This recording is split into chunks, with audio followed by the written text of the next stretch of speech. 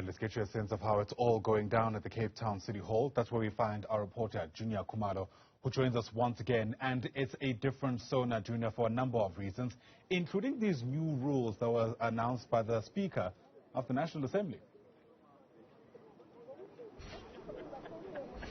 Indeed, Ayanda, it's a different Sona this time around because of that, including the new rules that do not allow members of parliament to disrupt the president once he is delivering that State of the Nation address. But also, just to speak about the preparations, the Minister of Police was behind us. I will just step out of the picture just to show you that stage where the Minister of Police, accompanied by some of the law enforcement officials, including Commissioner Fani Masemula and the Hawks head Libya as well, we're actually on that stage just a few minutes ago, just inspecting that stage and just making sure that in terms of security, everything is ready and in place. But just speaking about those rules that you spoke about earlier, we have the Speaker of the National Assembly, Miss Nosiviwe Mapisa-Nqakula. Ma'am, thank you so much for joining us. Leading up to the Sona, the one thing that a lot of people have been talking about are the new rules that have been implemented not to disturb the president when he addresses the nation. So what do you have to speak about when it comes to those rules that were implemented recently? Thank you very much, and I trust that South Africans will appreciate the work which has been done by Parliament, work done by the Rules Committee and the final adoption of those rules, because the rules were taken to the National Assembly for adoption by all members of the National Assembly.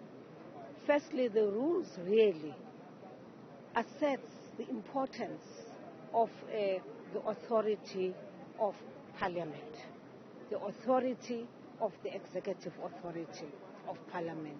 It also talks to ensuring that you protect the decorum of the House during a sitting. That you allow, because this, you know, just the name, it says the State of the Nation address. So what it means is that President has requested the two houses to come into a joint sitting so that he can address the nation through Parliament. And that's what this session is about. So this matter of points of order, points of this, points of that, it does not work because there isn't any other item on the agenda on the day.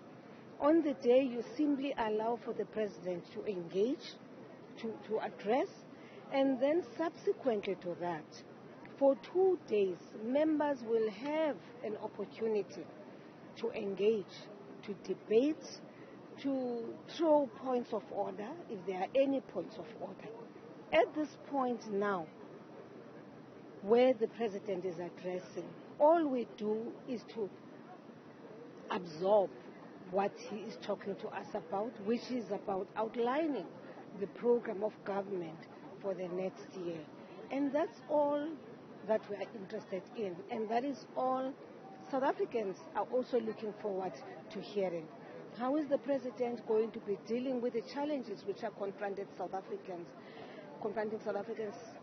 South Africans don't want to watch soapies, drama. No, they're not interested in that. They simply want to hear what the message of the year is. What is the program of this government?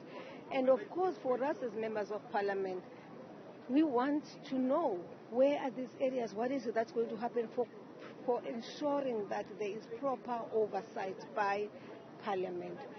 So I think that there is nothing new, nothing absolutely new. But what has happened here is that Parliament has tightened up because people have been talking out there. People feel that perhaps at times we don't conduct ourselves in an honorable, manner. We tend at times to behave like school children, and these are some of that's the feedback I'm receiving from South Africans. Hence the decision of Parliament to then review the rules, take them to the review committee, to the rules committee, present the rules, the new rules to the rules committee, and rules committee brought it after discussion by everybody who's a member of the rules committee, brought the matter to the National Assembly. So for me, this is not a new thing. It's simply about keeping the decorum of the House. That the manner in which people conduct themselves, people should have an appreciation that this day is not meant for a debate. This day is not meant for any conversation with the President or an engagement with him. It's not meant for questions. It's not a question day. So this day is strictly meant for us to take our seats, to listen to what the head of state has to say on behalf of government, and for us to comment on those for the next 2 or 3 days. And speaking about maintaining the decorum, we know that the 6 EFF MPs that were suspended from attending this year's Sona have approached the Western Cape Western Cape Court to appeal that decision. If they are granted access to come and attend, will Parliament or the National Assembly be basically challenging that decision of the court? No, it's not worth it.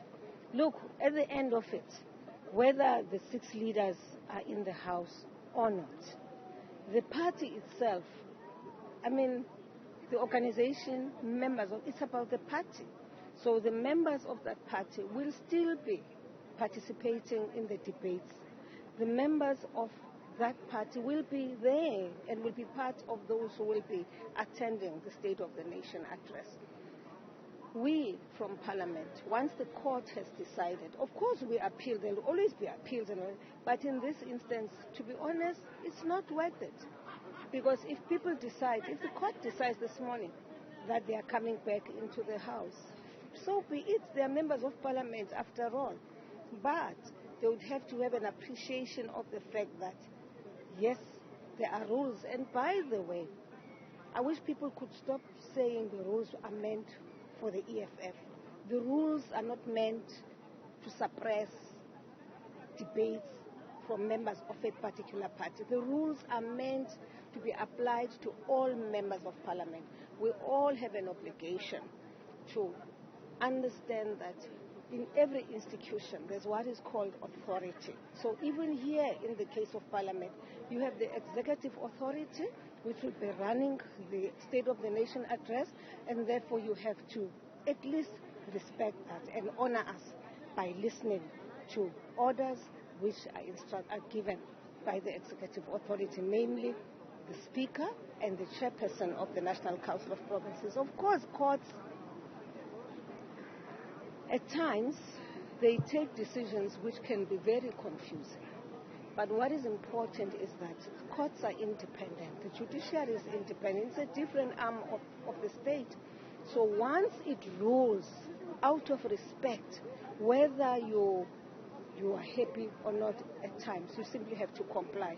And I think in this instance, if the court rules this morning that they should come back, there's nothing personal between us and the 6 who have been suspended from activities of Parliament. Nothing at all. So if the court decides that they must attend, fine, they must attend like all other members of Parliament. And of course, it must be clear then in their minds that the rules have been tightened up, that we will not allow for lawlessness, that we will continue to conduct ourselves in a manner which will be acceptable to South Africans, which will also be acceptable to other members of Parliament who are in the chamber. So we must be honorable. We are called honorable members, and for a reason, and I think people should behave honorably. Speaking about the business of the House, the 6th administration is coming to an end this year. Do you believe that as the Speaker, as the presiding officer of the House, you've left this Parliament in a better state financially and otherwise than when you came into this office? Well, I think we've tried. I think we have. I don't want to say I want to say when we came in here, there was a Speaker. Before then, there were other speakers. So for us, and I think it's, in fact, in the legislature, I think it works even better. Continuity is not an issue. So you come in, you continue where the former speaker left off, and you implement decisions and policies which have been, and rules which have been passed by the National Assembly. I believe that one has tried her best. I believe that the biggest challenge which one was ever confronted with was the banning of parliament. And therefore now the focus has been on the restoration process. Focus has been on consultations. Focus has been on securing funding for that, and fortunately National Treasury did make an allocation of 2 billion for the restoration process. And really, whoever now will come in the 7th Parliament, priority will be the restoration of Parliament. But in terms of work, pieces of legislation which were there, we've continued. The unfortunate thing is that at times people bring in pieces of legislation right at the end, like now. There are new pieces of legislation which are on the table, which unfortunately will not be passed by this Parliament and can wait for the 7th administration. Thank you so much for your time, ma'am. That is the Speaker of the National Assembly, Ms. Nosiviwe Mapisa-Nqakula, who was just telling us about her term in office and saying that despite the challenges that they faced as this current administration, in particular the banning of the parliamentary precinct, she still believes that a lot was achieved under the 6th administration. Ayanda.